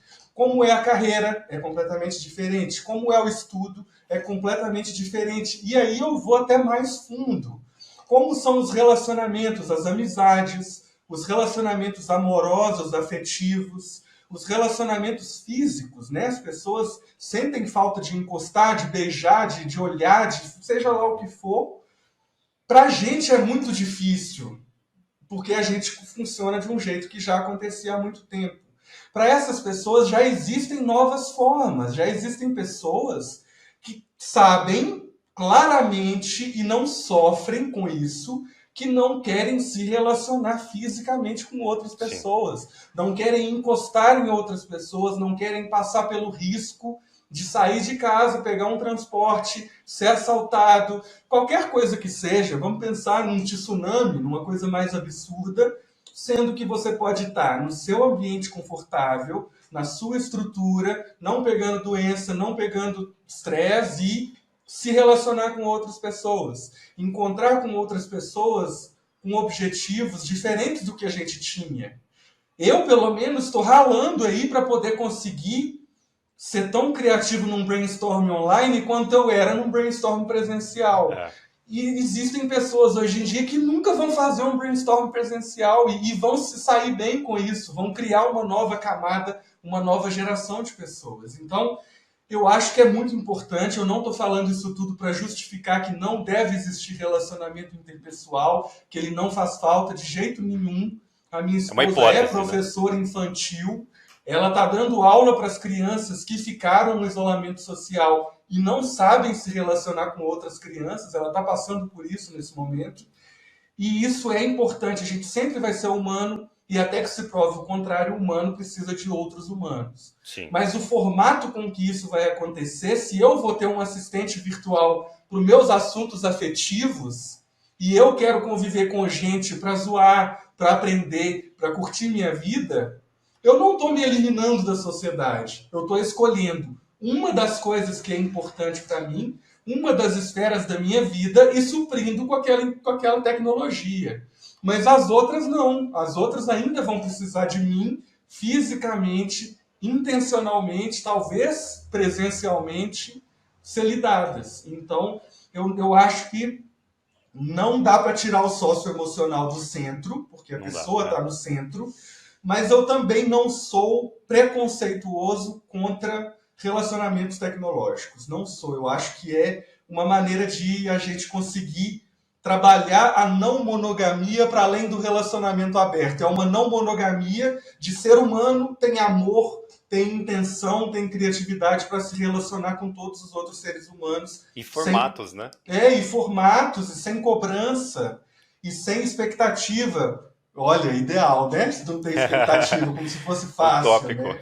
Mas cada vez mais perto disso, eu acho. Eu acho que existe uma necessidade muito grande, a gente vê números de depressão, a gente vê números de ansiedade só crescendo, pessoas isoladas, pessoas não conseguindo se achar boas o suficiente para outras pessoas, mas eu repito, e de uma maneira simplista, pessoas que nasceram de 50 anos daqui para 50 anos para trás. Então a gente ainda vai ter um movimento muito grande, não sei se nós dois vamos viver aí até os 150, até os 200, ou até os tradicionais 80, 70 ali da geração 80 anterior. Tá bom, viu? Mas eu sei que, no mínimo, a gente vai ter mais aí algumas décadas de lidar com a forma como a gente sente necessidade de outras pessoas. E eu estou falando a gente como sociedade, como pessoas da nossa idade, mais velhas, um pouco mais novas, um pouco do que nós vamos sofrer muito com isso. Nós vamos precisar, sim, cada vez mais de profissionais que tenham a ver com o humano, com a tratativa humana. E fechando essa minha resposta longuíssima, eu lembro de uma coisa que a minha mãe falou para mim. Pessoa sempre vai precisar de pessoa. Então, se você trabalha as suas habilidades, o seu trabalho, para ser disponível, para ser atencioso, para estar disposto a estar com outras pessoas, você nunca vai deixar de ter mercado, trabalho, relacionamento. Então, por mais que existam tecnologias, por mais que existam trabalhos muito técnicos que a gente convive com poucas pessoas, sempre é sobre pessoas. Show de bola. Eu concordo plenamente. Lembrando para o pessoal que o Felipe trouxe uma hipótese para gerações futuras, né? É o que ele acha, né? Porque às vezes o pessoal se exalta com opiniões assim, Não é uma mas verdade, não é uma ele verdade. trouxe uma hipótese. Eu acho que realmente a gente vai ter outros problemas, né? Que a gente vai ter que lidar, que é o excesso da tecnologia. Você falou uma coisa muito interessante, que posso resolver meus problemas socioemocionais com a tecnologia e aí eu vou zoar com meus amigos reais lá, presentes e tal, de forma presencial e tudo mais. Existe o desafio de você não se afundar tanto na tecnologia que não faz mais sentido ir para os amigos reais. Porque lá Sim, existe a diversidade, na tecnologia não. sim. Né? Diversidade e adversidade, né? Em relacionamentos presenciais físicos, né?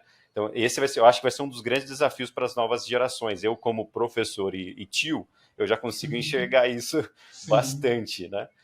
E aí, como é que tá de tempo, Felipe? Será que eu posso fazer mais 2 perguntas polêmicas? Por mim tá tranquilo, e eu gosto de perguntas polêmicas. Então, mesmo se eu não tivesse com tempo agora, eu ia desmarcar as outras coisas para eu continuar. Felipe, cara, eu já admirava você remotamente pelo LinkedIn, pessoal compartilhando as coisas da EBAC, os testemunhos, os feedbacks sensacionais foram sempre muito marcantes para mim. E eu presto muita atenção, como a gente já falou lá no começo, né? Família grande. Só que a gente nunca tem a oportunidade de efetivamente conhecer a pessoa, ouvir a pessoa, e eu estou ainda mais admirado. Existia uma barra remotamente alta ali, subiu bastante. E tem um tema que, assim que você começou a se apresentar, e eu sempre me perguntei isso, eu acho que você vai ser a pessoa ideal para falar disso, né? Você falou que estudou muito artes, né? Trabalhou em um museu, trabalhou em muita coisa relacionada à arte, à cultura e tudo mais. E a gente tem um problema no Brasil, talvez até no mundo todo. Na Europa está menos, talvez com a recessão econômica isso também afete a Europa, Estados Unidos e tudo mais, que é a remuneração, né? A questão financeira dessas profissões, a questão financeira de professores, né? Efetivamente, de professores mesmo, com algumas exceções, é muito ruim. A palavra é essa, não tem como amenizar. Como que você se motiva, né, para entrar nessa, como se motivou para entrar nessa área e se motiva para se manter envolvido e atualizado nessas áreas, e como você consegue criar outros formatos, outros produtos e outras atuações para que a sua vida financeira também fique ativamente ali evoluindo, né? Por que eu Uhum. pergunto isso, cara? Tem muita gente que vem falar comigo, sou professor de história e quero sair completamente da educação porque não tô aguentando mais ficar das 7 às 7 na sala de aula e ganhar pouco. Ou não sei, muitas pessoas envolvidas com artes, eventos e tudo mais, e estou tentando trocar de área, vou virar programador, completamente fora, sabe? Uhum. Porque eu preciso de grana, eu preciso de trabalhar remotamente. E eu fico sentido às vezes, eu fico até meio aflito em falar com essa pessoa, porque eu quero muito ajudar essa pessoa super artística, super criativa, pedagógica, excelente comunicadora, a ganhar bem, a entrar numa área e ter uma nova rotina remota que é muito agradável, que a gente estava falando disso agora. Sim. Só que não necessariamente ela precisa fazer uma transição tão drástica. Será que Uhum. existe um meio termo, um terceiro caminho, onde a pessoa pode se envolver com artes, que eu acho que é um benefício, cultura, artes, educação, é uma coisa sensacional para a pessoa se melhorar e criar agentes, né? Criar outros agentes, transformar pessoas com seu próprio exemplo, que eu acredito que você faz diariamente, Uhum. mas tem a questão financeira, né? Então, como motivar essas pessoas? Como mostrar outros caminhos para essas pessoas? Né? Será que é infoproduto? Será que é mentoria? Será que é treinamento? Fazer uma pós específica? Conta mais para o pessoal, conta mais dessa questão financeira dentro dessas indústrias e como contornar esse desafio, por favor. Claro, eu acho importante a gente contextualizar, né, a questão da cultura. A arte faz parte da cultura, a língua faz parte da cultura, a educação e a aprendizagem, de alguma maneira, Uhum. faz parte da cultura. A gente não Sim, tem como separar a educação de cultura, porque cultura, quando a gente fala, muita gente pensa, é filme, é uma exposição. Não, cultura é uma maneira como a gente cria regras implícitas e explícitas para viver em comunidade de alguma maneira. E comunidade não é só a comunidade da vila de não sei o quê. Não. A comunidade das pessoas professoras, a comunidade das pessoas que moram em Belo Horizonte, a comunidade das pessoas brasileiras, das pessoas asiáticas, tudo são comunidades que são grupos de afinidade, de alguma maneira. São pessoas que têm coisas em comum com você, que é a sua cultura, a cultura em que você vive.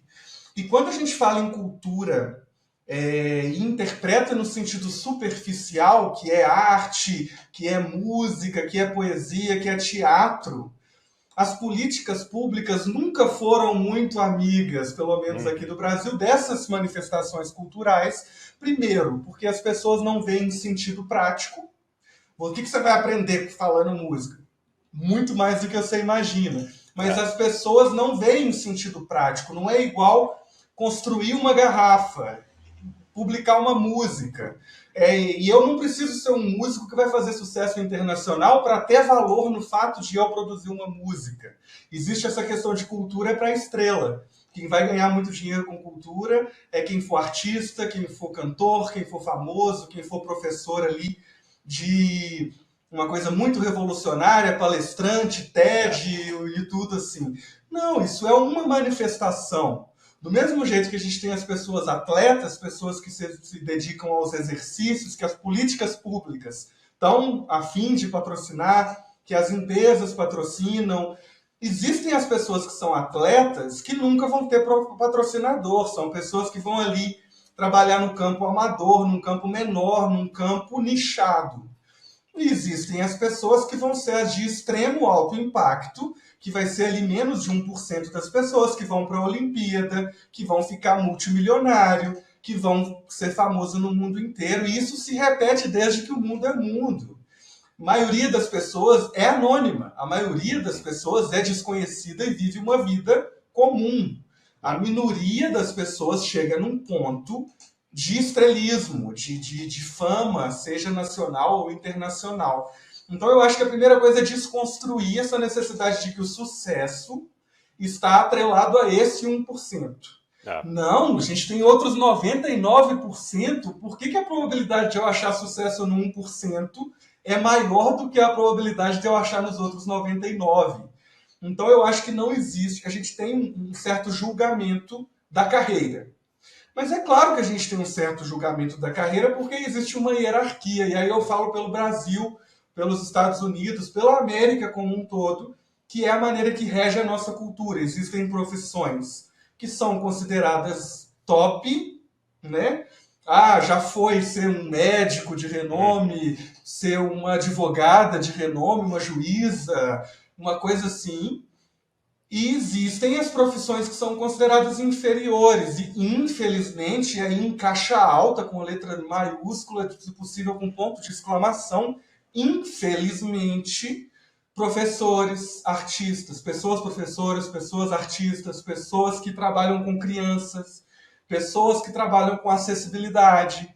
Essas pessoas são colocadas num lugar da base da cadeia. São colocadas num lugar em que não tem um valor público, não tem um valor social nítido. Então, consequentemente, elas vão ser remuneradas proporcionalmente lá embaixo. E é muito difícil você se sentir motivado quando você está nesse lugar. Eu mesmo passei anos resistindo ao fato de que eu sou professor, eu sou empreendedor, não, eu tenho empresa, não, eu sou consultor. Eu era qualquer coisa que a minha mente, a minha história, a minha socialização como homem cis que era, me levou para o lugar de querer caber na caixinha alta. Eu quero ser uma pessoa respeitada no mercado, respeitada em tudo quanto é lugar. Mas por que eu não vou ser respeitado se eu for ser professor? Eu vou ter pelo menos o respeito próprio e o respeito das pessoas com quem eu estou trocando. Sim. E quando a gente fala em querer se manter motivado ou não, de continuar numa profissão, seja artista, seja na aprendizagem, seja qualquer um desses ramos culturais, primeiro a gente tem o direito de mover, de ir para outro lugar, eu super não tenho nenhum julgamento com alguém que quer ter experiências em outro trabalho, porque acha que não está sendo reconhecido. Uma tia minha que eu vou encontrar com ela amanhã, amo de paixão, é a minha confidente, ela mudou de trabalho, ela era professora, e trabalhou o resto da vida toda como um banco, porque ela queria ter dinheiro. E é isso, é uma escolha legítima. Eu não vou invalidar a escolha de uma pessoa que toma essa decisão. Mas eu também me entristeço de pensar que pessoas que legitimamente queriam continuar lá, se sustentar, não é nem ficar multimilionário, não, é ter uma vida tranquila, viajar, comer bem, passear, descansar, ter prazer na vida. E quer continuar trabalhando com cultura, com aprendizagem, com arte. E é muito difícil falar alguma coisa para essas pessoas e não condicioná-las numa maneira de, nossa, só tem esse caminho para eu seguir. Por isso que eu vou comendo tanto pelas beiradas desse assunto, porque é muito fácil. Ah, o Felipe falou isso, ele estava no podcast do Alan, então é verdade, eu vou começar a fazer isso a partir de agora. Não, respira fundo, vamos respirar fundo. Vamos olhar para dentro e entender quais as habilidades que eu tenho. Quais delas eu precisei adquirir para sobreviver? Quais delas eu aprendi porque eu quis e porque eu gosto?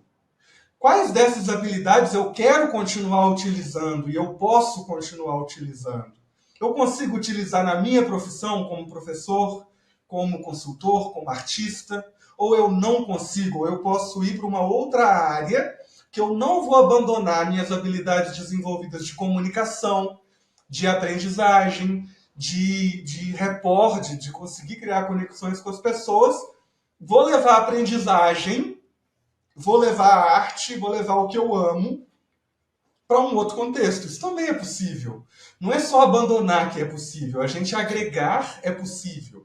A gente ter mais de um trabalho com um tempo mais reduzido e com mais flexibilidade, até que a gente consiga estabilizar um, ou não, se a gente quiser manter vários para sempre, também é possível. Se você tem um trabalho ali que vai te remunerar, mas não vai te exaurir, aí está o que da questão. A gente tem que lembrar do privilégio de um grupo pequeno que a gente faz parte, de quem trabalha remoto, de quem tem uma casa com estrutura para isso, de que tem uma formação que permite ser contratado dessa maneira. Então a gente já está numa casinha do privilégio, é impossível a gente negar isso. Mas, fora dessa casinha do privilégio, é possível a gente ser criativo, a gente inovar. Inovar parece um bicho de 7 cabeças, né? Mas não é. Inovar é simplesmente pegar uma coisa e usar ela de outro jeito. É pegar uma situação, uma experiência e entender como que ela pode ser potencializada em outro contexto. E isso é possível para todo mundo, do mais humilde a mais rico, recontextualizar e aglutinar e tentar misturar coisas para que você consiga entender como fazer dinheiro com isso e, ao mesmo tempo, como ter prazer com isso na sua vida. Quando eu tenho que colocar na balança, e aí, de novo, eu falo de um lugar de privilégio, eu pude, no decorrer da minha carreira, privilegiar o que eu gosto, o que eu admiro, o que eu sinto tesão em fazer. Eu pude fazer isso mesmo trabalhando em lugares tóxicos, não fui imune disso, claro, porque eu precisava do meu salário, mas eu pude privilegiar na minha andada, no meu caminho, o que eu gostava, o que eu me interessava e o que eu achava que fazia sentido.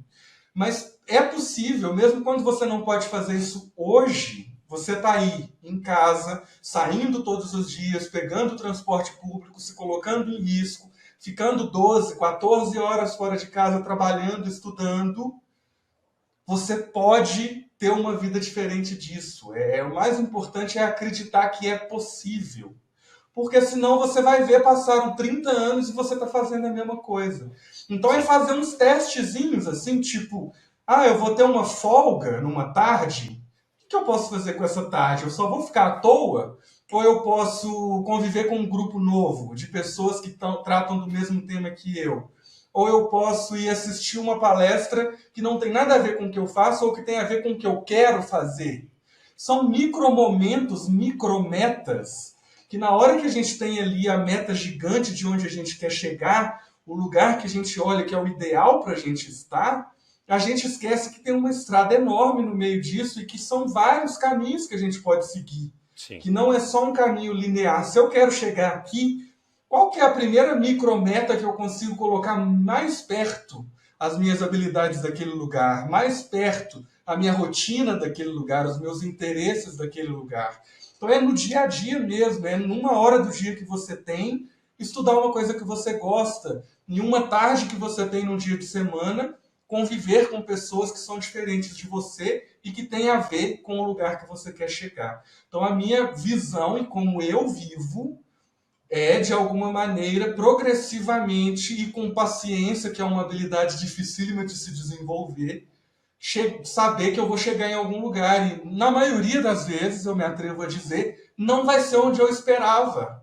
Mas vai me superar as expectativas por um lado e vai me frustrar as expectativas por outro. E tudo bem, eu sou gente, eu estou no planeta Terra, eu estou aqui para isso mesmo. Então, a meta é importante, mas as micrometas, o que a gente toma de atitude no dia a dia, é que vai fazer a gente sair do ponto A para o ponto B. Não tem outro jeito.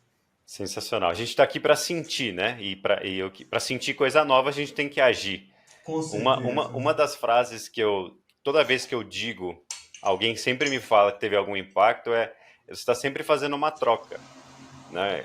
Eu tive uma conversa com a Vanessa, Vanessa Caniver, foi muito legal, porque ela faz terapia com a galera e tal, faz coaching, e ela diz que o pessoal tem muito medo de mudança, que é óbvio, a gente já sabe disso, né? Mas o mercado está mudando muito. Se é bom ou ruim é uma outra conversa, mais 2 horas de papo. Mas o CLT, né, aquela coisa mais estável, está se dissolvendo, né, de uma certa Uhum. forma, né? E as pessoas, assim como você, eu também, estão se adaptando, fazendo suas mentorias, suas tutorias, né? 2 horas aqui, 3 horas ali, tem sua própria empresa ou seu próprio CNPJ, mesmo que se trate como uma pessoa individual. As pessoas estão se ajustando, mas existem algumas pessoas que estão muito apegadas a uma microestabilidade que talvez nem seja real, do CLT ou de um trabalho público ou de uma Uhum. potencial aposentadoria e está deixando, igual você disse, 30 anos de vida, né, por conta de uma velhice supostamente segura. Que você nem sabe que você vai ter, né? Porque você não É, sabe se você vai morrer no caminho. Tipo, é exatamente, tenso, esse cara. assunto é muito polêmico, É muito porque a gente polêmico. não quer falar que tudo é incerto, velho. No fim das contas, a gente aí que está convivendo com um núcleo muito pequeno de pessoas que trabalham ali na beirada, no precipício da inovação, que são pessoas que estão pensando coisas que a maioria das pessoas nunca cogitaram, a gente se condiciona a achar que é esse o lugar que existe. Não, velho. Vai ter espaço para CLT e para aposentadoria de gente da nossa idade. Vai ter esse É, espaço. Eu fazendo até um contraponto com a minha fala da minha preocupação com 50 anos para trás e menos com 50 anos para frente. Mas existe sim lugar para quem quer ter um trabalho tradicional ainda. sim. E vai continuar existindo. Não sei até quando, mas vai continuar existindo. E é muito louco isso, a gente se apegar a uma perspectiva de futuro que, na verdade, é o caos. A gente não sabe. Nós, você e eu, pessoas dessa área, conseguimos ter um certo entendimento disso porque a gente lida com a imprevisibilidade todos os dias. Mas quem está há 20 anos, há 30 anos ali, eu não estou falando só profissionais, não, de nascer, de crescer e de começar a Uhum. trabalhar. Quem está nessas primeiras décadas fazendo sempre a mesma coisa na mesma caixinha, eu falo uma coisa dessa, a pessoa nem entra. Não é que ela não entende, que ela não quer. Bate e volta. Aí eu volto lá no começo. Como eu estou me comunicando sobre inovação para as pessoas? Como eu estou me comunicando sobre a vida real dessas pessoas? Não é o edge, não é a beirada da inovação que tem gente lá em São Francisco chegando nisso. Não. É o dia a dia ali. Como que uma pessoa que vive a vida dela do mesmo jeito consegue renovar-se internamente ali, renovar o seu interesse, a sua curiosidade, para que de alguma forma ela tenha alguma perspectiva de mudar. E é um passo demorado e nem todo mundo vai chegar na mudança. Tem gente que vai parar aqui no meio e vai estar feliz da vida e vai querer ficar por ali. E sem Exato. julgamentos, cada pessoa segue o caminho do jeito que ela dá conta, né? Eu acho interessante esses papos, porque a gente acaba apresentando o caminho, não o caminho necessariamente, mas um dos direcionamentos, uma das possibilidades. E assim as pessoas se preparam. E aí é o que você disse, da pessoa que é completamente PJ, só trabalha por projeto, faz consultoria, fica entrando dentro das empresas, até uma que é 100% CLT, nem sabe o que está acontecendo no mercado e tem um incômodo dentro de si, existe muita coisa, né? Com Existem muitas certeza. opções, né? Então, acho que um ponto legal, acho que até para a gente encerrar, siga o que está te incomodando, né? Eu lembro, tendo crescido aqui na cidadezinha, na descrição que o Felipe falou, de menos de 200 mil pessoas, onde que o sonho coletivo era ter uma moto de 250 cilindradas, e talvez, se tivesse muita sorte, um Corsa Joy, na época era um Chevrolet Corsa Joy, que era muito chique na época. Estudado em escola pública, eu sou muito grato de ter me incomodado com certas coisas e ter seguido esse incômodo, né, sem muitas motivações, pelo contrário, com muitos exemplos do que não fazer.